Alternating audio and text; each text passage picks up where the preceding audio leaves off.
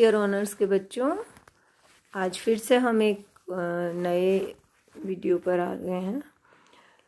आज मैं आप लोगों को मानव भूगोल का अन्य विज्ञानों से संबंध में नेक्स्ट वीडियो बता रही हूँ। और इसमें पिछले जो मैंने 4 आपको बताए थे वो भौतिक विभाग, उससे नेक्स्ट यहाँ बता रही हूँ मानव भूगोल और प्राणी विज्ञान। मनुष्य के सबसे अधिक समीप वाला और स्वामी भक्त संसाधन पशु है। पशुओं के जीवन से मनुष्य जीवन का बहुत गहरा संबंध है। पशुओं से मनुष्य को दूध, मांस, ऊन, चमड़ा आदि वस्तुएं प्राप्त होती हैं और पशुओं को खेती करने, सामान ढोने तथा यात्रा करने के लिए भी काम में लिया जाता है।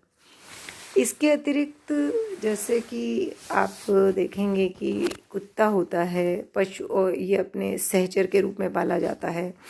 मानव सभ्यता के आदिकाल से ही मनुष्य और पशुओं का साथ रहा है।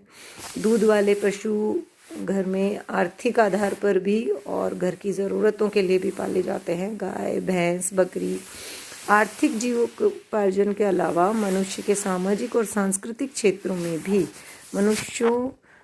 पशुओं का मनुष्य से गहरा संबंध रहा है। इसलिए मानव भूगोल का संबंध प्राणी विज्ञान से भी बहुत गहरा है।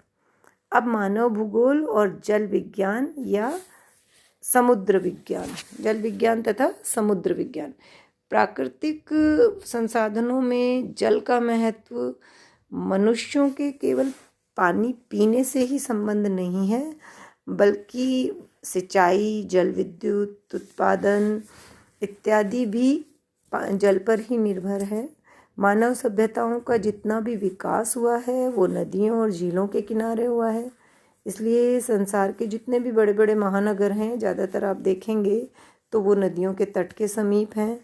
आप ज़्यादा दूर ना जाकर अगर भारत को ही देखेंगे तो भारत के मुंबई, आपका कैलकाटा, आपका इधर साउथ में आप देखेंगे कि बड़े जितने भी राज्य हैं वो सारे समुद्र के पानी के आसपास हैं और वहीं अधिक सभ्यताओं का जो है विकास हुआ है।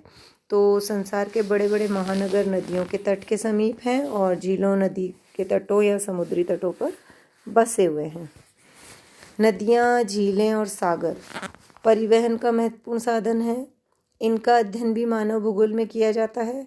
किसी प्रदेश में सिंचाई के साधन और जनशक्ति की क्षमता, काम की मात्रा का अध्ययन भी मानव भूगोल के अंतर्गत होता है। इसलिए मानव भूगोल का बहुत गहरा संबंध जल विज्ञान से भी है।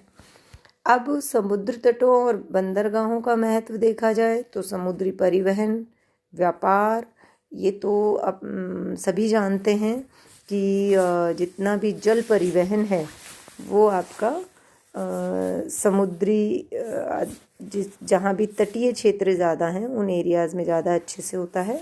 बंदरगाहों और समुद्री परिवहन पर ज्वार भाटे और समुद्री धाराओं का प्रभाव पड़ता है। इसलिए मानव भूगोल का संबंध बंदरगाह, ज्वार भाटा, समुद्री धाराएं सभी का अध्ययन हम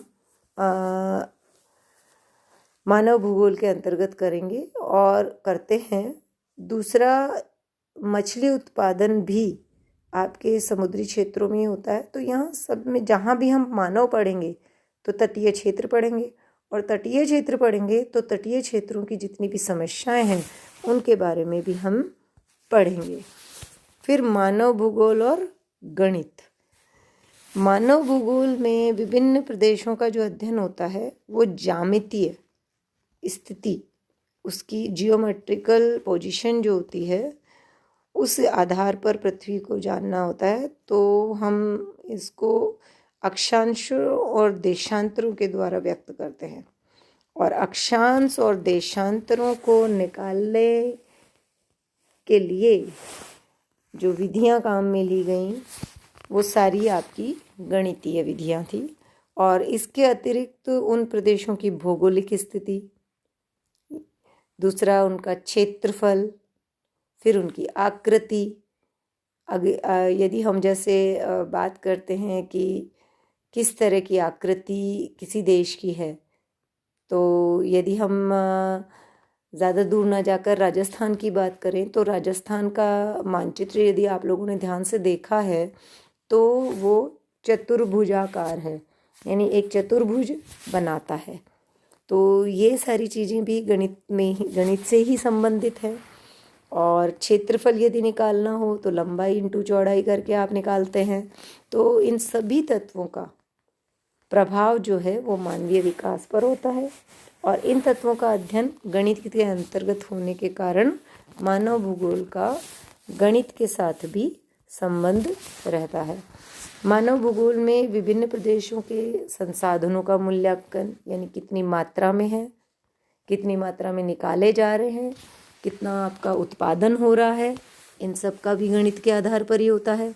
दूसरा आपका स्थानिक संगठन यानी स्पेशल ऑर्गेनाइजेशन के जो कारकों का विश्लेषण किया जाता है वो भी आपके गणितीय विधियों से किया जाता है। संसाधन उपयोग की जो योजनाएं बनाई जाती हैं, इन योजनाओं को, इन क्रियाओं में जो गति के विभिन्न अंगों में ज्यामितीय, रेखामिति, सांख्यिकी, टाइपोलॉजी आदि का प्रयोग, सारा का सारा ये गणितीय विधियां ही होती हैं। तो अतः हम ये कह सकते हैं कि मानव भूगोल का गणित से भी गहरा संबंध है। अब मानव भूगोल और सांख्यिकी। मानव भूगोल के विभिन्न क्षेत्रों में जनसंख्या, उनकी वृद्धि, सघनता, वितरण और शक्ति आदि का अध्ययन जितना भी होता है वो सारा सांख्यिकी के आधार पर होता है। जातियों और राष्ट्रों की जनांकिकी यानी डेमोग्राफी का उल्लेख मानव भूगोल द्वारा भूगोल तथा सांख्यिकी में होता है। वातावरण के संसाधनों की मात्राओं का मापन और सांस्कृतिक तत्वों का मापन करते समय भी मानव भूगोल में सांख्यिकी का उपयोग किया जाता है। मानव भूगोल के अध्ययन में सैम्पलिंग मेथड यानी नमूना विधि, यानी आप चयन जो करते हैं एक बड़े एरिया में से कुछ रेंडमली कुछ लोग लेकर जो चयन करके और फिर जो विधि से आपके प्रयोग किए जाते हैं जिसको कहते हैं सामाजिक मापदंड बनाए जाते हैं। यदि आपने देखा हो तो मैं ये आपको एक एग्जांपल दे रही हूँ कि चुनावों के समय कुछ लोगों से इंटरव्यू करके और उससे ये निकाला जाता है कि कौन सी जो पार्टी है वो आगे है और कौन सी पार्टी मतों के आधार पर पीछे है। ये सिर्फ एक सर्वे होता है। तो इस तरह के सर्वे हम सामाजिक आधार पर भी करते हैं, रीति रिवाजों को जानने के लिए, वहाँ की सामाजिक व्यवस्था को जानने के लिए। तो हम कुछ घर चुनते हैं या कुछ लोगों को चुनते हैं जो उस पूरे क्षेत्र की व्यवस्था को बता दे।